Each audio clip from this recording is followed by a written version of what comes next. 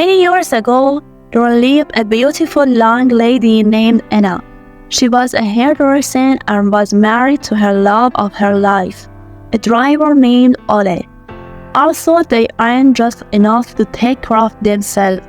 They were very much in love. Their love was love at first sight. They had been lovers since secondary school. After completing their secondary school education, they both learned a trade and got married. Their love was so sweet and beautiful to behold that even couples who were richer than them wanted to be like them. They longed to have what they had. Anna and Ole had always dreamed of having only 2 children, a girl first, then a boy. So it was no surprise that barely 6 months after they got married, she found out that she was pregnant. One day, when she came back from work, she broke the good news to him and said, "Oh my God, I am pregnant!" He was so happy to be a father. He screamed in excitement. From that day onwards, he no longer allowed her to do any housework. He cooked for her, cleaned the house, and literally did all the work in the house. She was so happy, not just because of how her husband loved and treated her, especially now during her pregnancy, but also because the other women in her compound with her. They would sometimes even approach her and say, "Please, what did you give your husband? What did you put in his stew that he loves you this much? Please give me a little." They would ask her to take them to the Baba who did what he did for her husband. Her neighbor Chinaza would say to her, and she would blush and reply, "I did not do anything. No, my husband just loves me. It's God's grace." She would respond, he never missed any appointments. He always followed her to every single doctor's appointment. He really loved his wife, and they were so happy when they found out they were having a baby girl. Their plan of having a daughter first was about to come pass. They had given her a name, which means queen or princess. So he continued to pamper his wife throughout the pregnancy while anticipating the arrival of their baby girl. One fateful night, they were asleep when she began to feel some slight cramps on her stomach, and then she knew that it was time for her princess to arrive. She woke her husband up and he quickly rushed out to the hospital. While she was wheeled into the labor room, he could be seen pacing around the hospital, looking very worried. He was excited at the thought of being a father, but worried that nothing should go wrong. A few minutes later, the doctor came out and looked at him and said, "Congratulations! Your wife just gave birth to a beautiful baby girl." "Oh, thank you so much, doctor!" he said, sounding very excited. Then he realized that the doctor was not smiling, so he asked, "What is it, doctor? Why are you not happy? Wait, how's my wife doing?" "Oh," he asked, starting to get worried. The doctor said, looking worried, "Well, I'm so sorry, sir, but we just realized that you're also having a second baby, and your wife is here to deliver her. It's not looking good at all. We need to do surgery now. Your wife is getting really weak." "A second baby? Please do anything to save my wife. I don't care if the second child dies or not, but please, nothing must happen to my wife." He could not believe his ears. He said, crying and pleading with the doctor. After the doctor went back to attend to her, he kept on crying and praying so hard. He had never prayed the way he prayed in his entire life. He begged God to save his wife, saying, "That woman in there is my life. Please, God, do not let her die. Please, I promise if you save my wife's life, I will give you 1 million naira during our child dedication. I will sell my taxi. I will give you all the money realized from the sale. Please, my wife cannot die like that." However, after what seemed to be an eternity, the doctor came out looking all gloomy and very sad, and then said, "I'm sorry, but we lost her. We tried our best, but it was too late." He said, crying like a baby, but she was dead and gone, and there was nothing that could be done. He wept and wept bitterly. A few hours later, with tears in his eyes, he left the hospital with his daughters. He did not even care to know the sex of the second baby. He was very upset and did not want anything to do with the second baby, so he abandoned the baby at the hospital.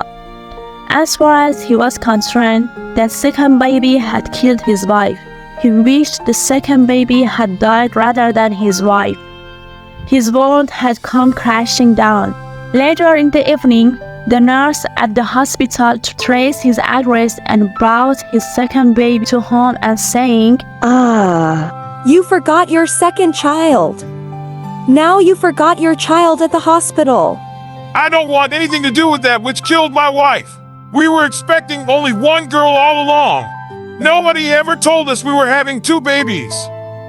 Now this one has come from nowhere and killed my wife. I hate her. I don't want to ever see this baby again. Your baby now, your baby. You know, leave for the hospital. Anything you want to do with them, do it. he said, weeping profusely. He was broken at the loss of his beloved wife, and he blamed her death on the second twin. But after all that was said and done, while he named his first baby Omalicha, meaning princess, he named their second baby Ain, meaning the unexpected. He began to show more preference for Omalicha. If both Oma and Ain were crying, he would rather pick Oma and cuddle her while he left Ain to cry. He would usually feed Oma very well first, and then give Ain the leftovers of Oma's food. Their neighbors and everyone around him knew that he loved Oma and hated Ain, and they all took pity on Ain. Some of the men had even tried speaking to him about how he treated his second daughter unfairly, saying, Oh, children are gifts from the Lord. It is not your daughter Ain's fault that her mother died during delivery. She had no part in the death of her mother, and you need to stop treating her like she's a second-class citizen in her own father's house. The man in his compound would say to him. So he continued to maltreat his second daughter. And while he pampered, Oma was a few years later, and Ain was already 10 years old. While Oma was dressed very beautifully and enjoyed the love and attention of her father at all times, Ain was always sad, looked unhappy, and was very afraid of her father. Ain was living like a maid in her father's house. Her father only took Oma with him when going out, while Ain stayed at home crying and weeping. Ain was the one who would sweep and clean the home and do all the house chores, while Oma would sit in the parlor looking pretty and watching her sister and laughing to her. I was also the brighter one, but she had to do Oma's assignments for her, and during exams, her father had warned her to always write Oma's name on her examination script. So, while Oma would usually come first at the end of the term, Ain would always come either 15th or 17th, because while Ain would always write Ain's name on her examination paper. However, because she was not as intelligent as Ain would always rank 15th or 16th in the class. As a result, Ain grew up knowing that her father did not love her and that her twin sister's Oma was not willing to share their father's love with her. This led to maltreatment, and in no time, Ain turned to food as it was the only thing that provided her with some comfort. So each very time she picked up a plate of food to eat, she was so happy, and before you knew it, a chain began to grow very fast. Years later, Omaz and Ain had both graduated from secondary school and were ready to go to university. However, Ole allowed only Omar to apply to the university, but Ole refused Ayn from going to it. Ayn was heartbroken. She cried and cried, even begging her father, but he still refused. So while Omar went to university, Ayn had to stay home and just eating and eating. Ole was so sad that she continued to eat even more food, as food was the only thing that gave her solace. I hope you enjoyed this story. If so, please like the video and comment on what you learned from it. Don't forget to subscribe to channel for more enchanting tales just like this one. Thank you.